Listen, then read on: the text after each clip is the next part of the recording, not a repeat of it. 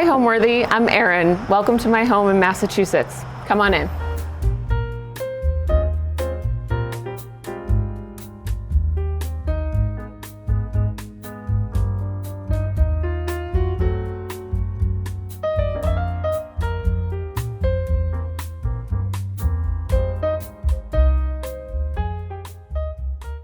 You're watching Homeworthy, where we believe every home has a story. My name is Erin Gates. I'm an interior designer and author, and I would like to welcome you to my home in Wellesley, Massachusetts. The story behind this house is that we needed more space after having a second baby during COVID. And so we were on the hunt for a new property that had a bigger yard and more space for our two kids. So we bought this house in 2020.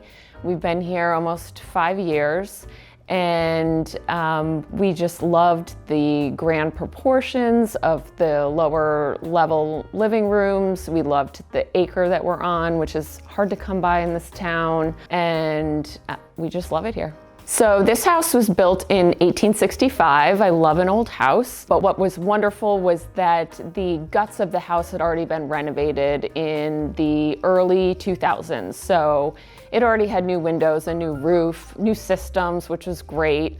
So I got to spend all my money on the interior and the renovations of the aesthetics instead of the fun, the not fun things that you can't see, like wiring.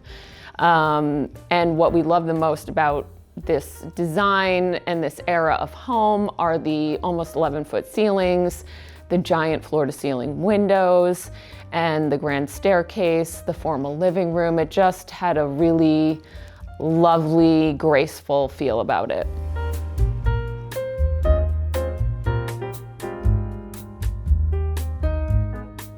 So we are entering the formal living room, and this room, when we bought the house, immediately my husband said would be the Christmas room. He's obsessed with Christmas, and he thought this would be the perfect space for a holiday party. The high ceilings were amazing, and all of the windows. I knew immediately I wanted to color drench this room, in that I wanted the millwork, the fireplace mantle, and all the trim to be painted the same color. However, that took a few tests and tries before we got the right color. The color we ended up on in this room was Benjamin Moore Wales Gray, which is a really beautiful, subtle blue that has a little bit of gray in it. It doesn't go baby blue. I wasn't sure if I wanted green or blue in here, but that's what we ended up with.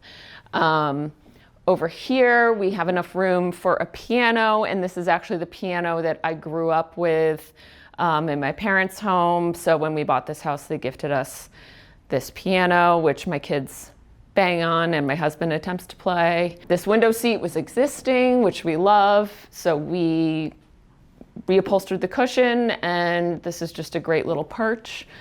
And then this area, the only thing I did differently construction-wise in this home, in this part of the home, was changing out the marble surround on the fireplace, which we got it's like a breccia marble. It's got a purpley vein. I really loved it. It was a lucky remnant, and I think it really makes a nice statement in the room.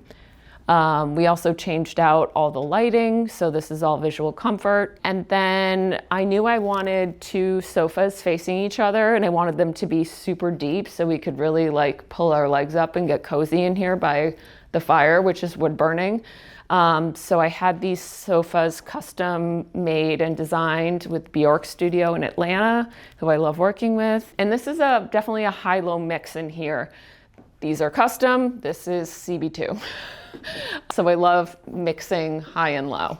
This corner, I have this chair that I bought maybe 15 years ago that I reupholstered and has been in every house I think I've had. And it's just one of those classic great antique finds that stay with you forever. And then this coffee table I actually had in my last house. It's a Oli Studio table. It's no longer made, unfortunately, but it's one of my favorite ways to introduce a little modern design into a pretty traditional room. On this side, I knew I wanted a very long skirted console, and the way we did this was actually, it's IKEA shelves. We added legs to, and then I had a custom skirt made. So we hide a lot of things underneath here, which is really helpful. This painting I had commissioned by Casey Hughes. I really love the movement and the modern element again in this room that is pretty traditional otherwise. I think it makes an unexpected little statement. And this is just a mix, I think, in here of a lot of some new, some old, some high, some low. These little cocktail tables are from Pottery Barn. They're under $200. I think that's what makes this room successful, is this high-low mix. For these sofas, since they're so deep, I really wanted to have lumbar pillows, not just the typical square pillows. So I did this nice pair of lumbar pillows in a jasper fabric and then added the square end pillows, also a jasper fabric, a favorite of mine. And I think mixing like the big floral with the kind of block print stripe, smaller scale, is a nice, successful way of doing two organic patterns together. I found this rug on Etsy. It's vintage, and it was very affordable, which is, it's a great place to find affordable vintage rugs. I didn't really know what to do with this back portion of the room. We have these great arched built-ins that were original to the house, and I was gonna do a game table, but then this was like during COVID times when we were decorating, and we needed multiple work from home areas. So I ended up adding a desk and a really comfortable chair. My husband does work from home quite a bit, so this is a great spot for that. And actually, my son does his homework here sometimes. So I think it's a nice way to utilize kind of an awkward space behind a sofa in a room like this. The bookcases are kind of where I keep all my like family mementos, a lot of books, a lot of like, we've collected a lot of these rocks on trips to the beach. I also have my picture with Oprah that I will cherish until I die. So it's just a nice place to collect things that I don't necessarily want to show off in a big way, but tell a story of our family and, you know, our life. This little corner near the entry is a real interesting mix of a beautiful charcoal sketch on linen that I had in my old house, a painting done by my grandmother a really long time ago that I put here. These are from like Dillard's, I think. And this table was a $50 Facebook Marketplace find. But this is a good representation of how you can mix lots of different things from different parts of your life and different price points in a really successful way. When approaching this home, I wanted to respect the architecture and the era of the home, but introduce some more modern, streamlined pieces into it at the same time, so it felt like a really nice, warm mix of traditional and modern design. I wanted to have some color, but a base of neutrals, and I really wanted it to feel luxe but livable. So I have two little kids, we have a dog. We live in every room in this house, and I wanted it to be something I was proud to invite people over to have cocktails or dinner, but also feel comfortable enough to kick up my feet with my kids and really relax.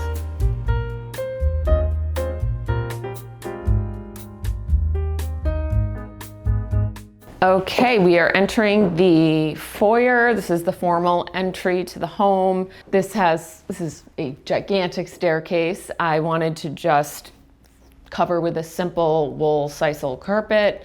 Added some prints that I scored at Brimfield one year that I framed, and added some new lighting. This is still minimal. I'm actually thinking about wallpapering this whole stairwell now, so stay tuned and see if I decide to do that.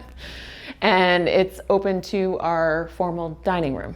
This is the formal dining room of the home. This was one of the rooms I was most excited about to decorate. This mural wallpaper was the very first thing I picked for this house. It's from Mural Sources, and I just immediately knew this is what I wanted in this room. So this was an easy room to decorate, actually. We replaced the lighting. These are all visual comfort fixtures. And the table is actually a design, a custom design of mine with Houston and Company out of Maine. I've made a bunch of tables with them. I wanted this one to feel like a French antique, but really streamlined. And I couldn't find one, an actual antique that was gonna work in this room dimension-wise. So I made it instead, and you can buy it now on their website. The chairs I found on Cherish. They were an amazing deal, and I reupholstered them in a velvet on the front and a little pattern on the back, and they have held up very well and were a great deal. The little china hutch was original. I did absolutely nothing to it, just filled it with great plates. This mirror I love, love, love. It's from Meacock's Gardens, and it's exactly what I was envisioning for this room. The buffet is an antique, also found on Facebook Marketplace or Etsy, I can't remember, but was maybe $200, which was fantastic. The rug is actually from my collection with Momenty. So I've rotated a few of my rugs out in here. I did get a puppy who ruined my last rug, but I'm very excited about this new release that we have added in here. For drapes, I did a gray faux wool that they drape so beautifully, and we added this geometric trim. And then in this little bump out, bay window bump out, I wasn't quite sure what I wanted here. So I went with an antique side table and two boucle chairs from CB2, which adds, again, a little unexpected modern touch, which I'm kind of craving in each room, and some little pillows we had made from another favorite Jasper fabric. This is one of my table settings. I have a few different sets of china. Now that I have a formal dining room, I really love having dinner parties. This one is a real mix of some formal gold edged china, some of this lettuceware that I love collecting, and these are antique blue opaline glasses that I got maybe in 2005 that I have held on to because I think they're so interesting and they add such a nice pop of color into this room. And the silverware, well, gold flatware, I picked up also on Etsy. And it's really just a lovely faux bamboo style that I use for formal dinners. These are really cute rechargeable Pookie lamps. I love using these instead of candles sometimes. It's just like a soft light and no risk of, burning anything down. So because this room has a very strong green theme, I have been collecting green patterned china, and some of it is antique. These are Heron from my mother-in-law. The lettuceware again. These I cannot remember where I bought, but Lily of the Valley is one of my favorite flowers. So when I saw these, I jumped on it. And then this is from H&M. This was an antique score for like $40. It's truly a mix of all different types and price points of china that I love to mix and match. The best compliment someone could give me about my home is that it feels like a home and that it doesn't feel like a showroom or like a kind of space that you don't feel comfortable really relaxing in. I think homes that are layered and tell a story and put people at ease are the best kind of homes.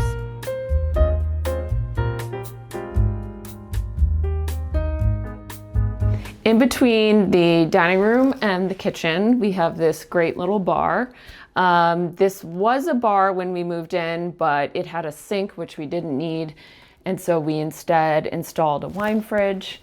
And instead of upper cabinets, I changed them to these kind of floating shelves that have great LED strip lighting underneath, we wanted this to feel like a downtown cool bar. So we did a antique mirrored backsplash, a walnut counter, this really, really fun tortoise feathery wallpaper on the ceiling that everybody comments on whenever they come in. And this is just a really fun space. We love entertaining, we love mixing drinks. I get to collect all different kinds of glassware, and it's just a good time. My favorite cocktail is a Cosmopolitan, and these little glasses are absolutely adorable. They have little stars etched on them. They look vintage, but they're not. So I use these all the time. I also have some cute, these are vintage. Somebody gifted me for my birthday with a bottle of champagne, and that's a really great housewarming gift, FYI. It's hard to choose my favorite room in the house. I have a few, but I would have to say my new kitchen, which we just finished 2 years ago, which is really kind of my dream kitchen, is the heart of the home, certainly with 2 kids and family. But it's also a room that I still walk in and be like, I can't believe this is my kitchen.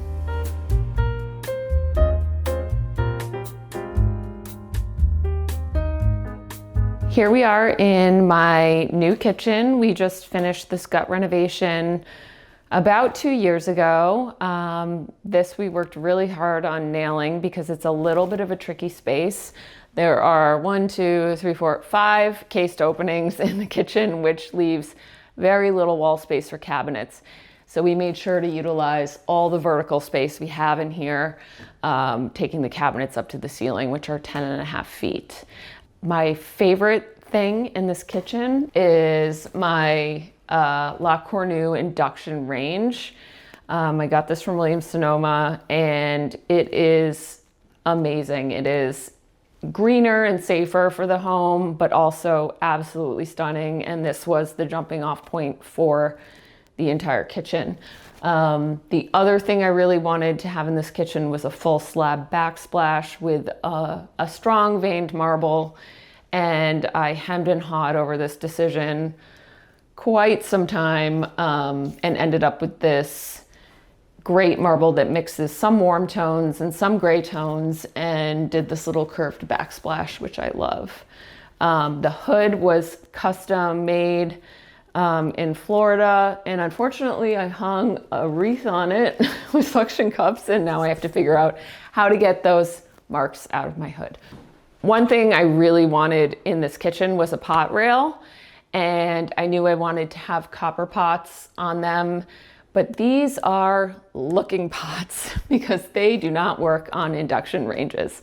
So this is what we lovingly call items that are more for looks than function. So don't try to use copper on induction.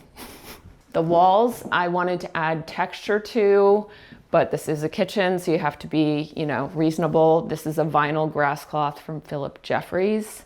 The island we did in a stained walnut, a few shades darker than our floors. I really love how this came out, especially the countertop with the OG edge. The giant Shaw's sink, which hides a lot of dirty dishes that I can't get to in the morning. And this is a brass faucet from California Faucets.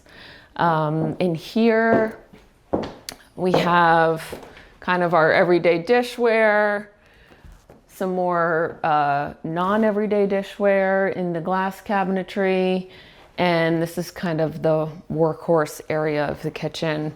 And then what's interesting in here, this decision was to split the freezer and fridge, flanking into the Butler's pantry, which was the only way I could really fit the size fridge and freezer I wanted. And I actually end up loving the look of having it split. I feel like you don't see it that often. The backsplash tile in here is a really affordable Subway from Bedrosian's. I use it quite a bit. It looks like Zalige, but it's not. These counter stools, I have used these so many times in my work because they are literally the perfect counter stool. They are by Lawson Fenning out in California, and I covered them in a green faux leather, which is wipeable and indestructible to my children. And through here is our new butler's pantry. This used to be my mudroom. And when we did our kitchen renovation, we enclosed a side porch to create a mudroom and gave some dedicated space for butler's pantry.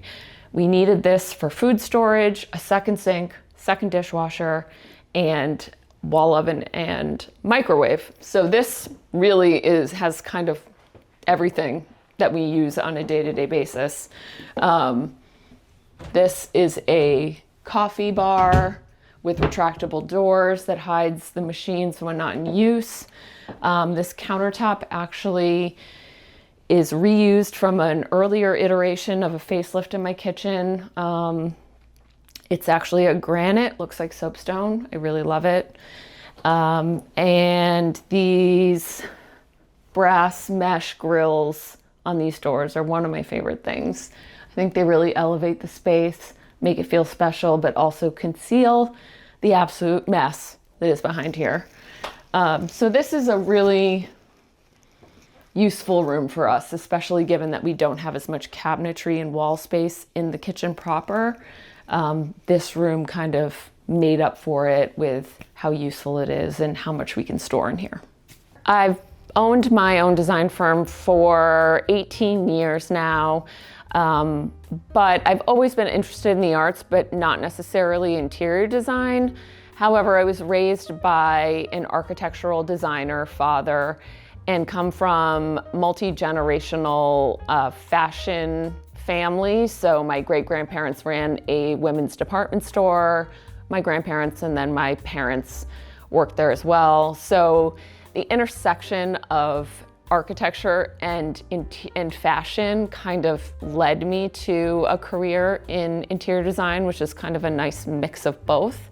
I certainly had jobs that made no sense in that path getting there. I was an insurance broker, I worked at an art gallery, I worked at a private school, so it wasn't a linear path. But once I started my blog in 2007, things just started rolling consistently, and I started getting clients, and then cut to 18 years later, and I have a design firm, I have licensed collections of products, and just had my third book come out. So the new book is called Elements of Timeless Style, and it was born actually from me buying this house and my editor thinking the renovation of this house would be a good story to tell. So it is a document of, everything I did to my own home, the process, how it went, mistakes that were made, things that were successful. But it also is 8 other homes that we've designed, all different styles of homes that I think are long-term residences. They're not flips. They're not homes that people plan on selling anytime soon. They're really places where people dug into the design and committed. And I think that's something that people are doing more and more these days.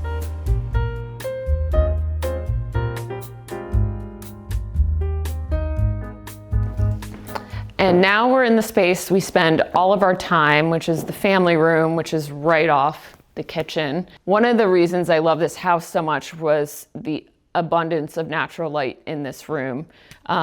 Originally, actually, this was a half wall with a really ugly electric fireplace that I knocked down and replaced with a full built-in and gas range, which I really am glad I did, even though there were some people who thought it was a crazy idea. This holds like all my kids' crafts and games, which is the reality of life with kids. This mantle I actually found on Etsy. It's cast stone. And of course, there's a TV, but the frame TV means that you can have a TV above your fireplace and it doesn't have to be completely ugly. In here, we also did a kind of more modern coffee table from Room and Board. This is a great mohair chair from Made & Home, so those are retail options. And then I have 2 side tables that are antiques passed down to me from my parents, and a big custom sectional that is upholstered in a perennials outdoor fabric, which still stains, but much less so than some other options. I did some custom pillows in here and a fun checker print, and then a floral stripe, again from Jasper. And this is just like where we spend tons and tons of time. I've had this Bunny Williams brushstroke lamp for years. I have brought it with me everywhere. It's one of my favorites. I think it's a total classic. Absolutely love the scale, the detail. It's a favorite. Our bookshelves, I backed with a grass cloth to give a little dimension and depth and texture to these rather tall white millwork pieces, filled with books, antiques. I just picked this up in New York, and little, picture frames and collected things, shells from the beach. And also you can see all three of my books lined up together. So I really wanted in this family room to have an informal place to eat dinners when it's just the four of us, or have quick breakfast for the kids and not eat at the counter or in the dining room. So we created this little space within the family room, which has this great custom banquette made by Bjork Studio in a cravat faux leather. This table is faux marble. I bought, I believe, on Amazon, because I don't want to have to care about what my kids do to this table. And yet then I bought 2 How to Marry a Millionaire chairs from Peter Dunham, which are amazing and I love them to death. So these add a little bit of texture and a little bit of a modern flair.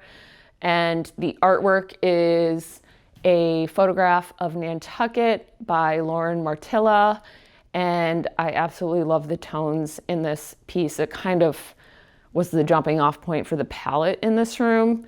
And we sell this print exclusively on our website, Gates & Co. This is my teeny tiny powder room, which when we moved in, we replaced the floor with a checkerboard marble pattern, a new pedestal sink, painted all of the woodwork Pharaoh and ball green smoke, and added this paper from Sandberg, Raphael. I'm sure you're familiar with it. I think everyone uses it, but it's great for a reason. And then I repurposed this great little Casey Hughes piece that I had in my old house in here, and it just worked perfectly. So I just love the overall kind of like bold wallpaper, tiny room vibe. I both love and loathe designing my own home. It's a very difficult process for someone who sees a lot of options come through her office every single day and loves change and loves new things. So this house will be a continued process for me.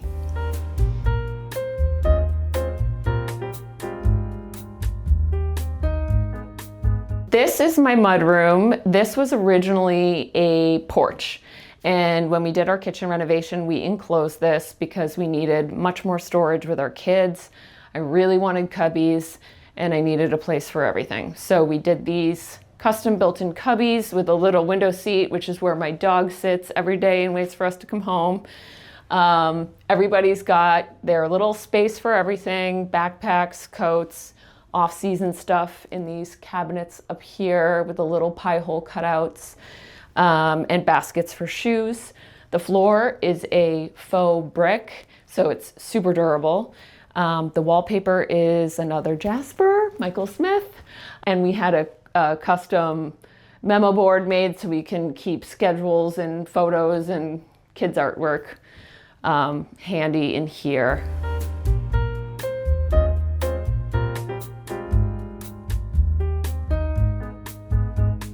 And welcome to our brand new patio that we just finished a mere month and a half ago. So I haven't shown this yet. We really wanted to create a livable, wonderful outdoor space for our family and friends to gather. So we worked with a great contractor to do this bluestone patio, fire pit, and half wall off of our barn garage. We wanted to have a dedicated dining space here. This table expands to fit more people, and this is kind of a sneak peek of my new holiday collection with Cossetex. So we set the table for you just to show off how you can make an outdoor space look a little more formal and dress it up. And then down here, we have this awesome stack stone gas fire pit, which my kids try to roast s'mores every night at. We decided to do a new sectional sofa down here from Front Gate. It's really, really weather resistant. Added some throw pillows that kind of play off our hydrangeas that are turning blush right now, which I love. And this round coffee table that's a smidge more modern and clean, also from Front Gate. Same with the chairs. Front Gate, this is a new collection they have that I love. I love mixing stripes and then solids in outdoor, and I also love mixing wood and woven wicker. And then we have some chaises over here for lounging and just enjoying our kids playing in the yard. What gives a home a soul and makes it come alive, I think, are collected items that tell a story. So not feeling like you walk into a house and everything is perfect and matches exactly and is brand new. I think mixing things from your family, antiques, new things, original art, things you've bought on your travels, and things that really reflect who you are as a person and not trying to present an image to the world of a certain type of person. I think those are the most successful interiors and the most interesting. When people walk into my home, I want them to feel at ease, comfortable, but also like there's a little air of elegance happening here. The word home means to me wherever my family is and wherever we can feel safe and comfortable and relaxed together. Thanks for coming by for my tour with Homeworthy, and I really hope I'll see you guys again soon. Thanks for watching. Be sure to go to homeworthy.com for exclusive content, shopping guides, and so much more.